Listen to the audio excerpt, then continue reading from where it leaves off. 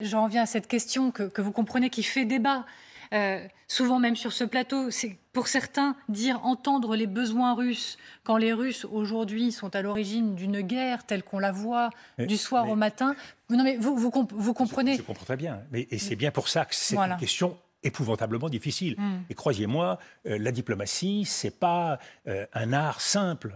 On ne se couche pas la conscience tranquille et on ne dort pas du sommeil du juste. C'est un art extrêmement compliqué. Pourquoi ?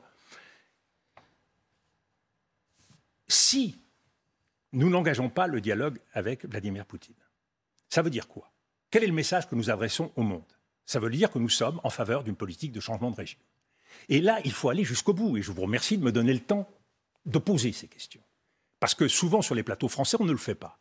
Qu'est-ce que c'est qu'une politique de changement de régime ? Ça veut dire que nous, sous couvert des Ukrainiens, nous allons dicter aux Russes celui qui va diriger la Russie.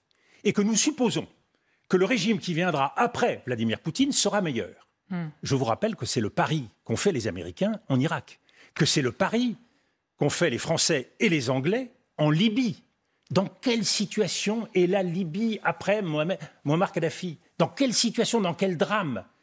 Et c'est là où la politique de changement de régime, qui suppose que nous rentrions dans une politique de force, en soutien de l'Ukraine, dans un jusqu'au boutisme qui fait qu'on ne s'arrêtera que quand Vladimir Poutine sera tombé, mais oui, mais ce n'est pas notre problème, c'est le problème des Russes.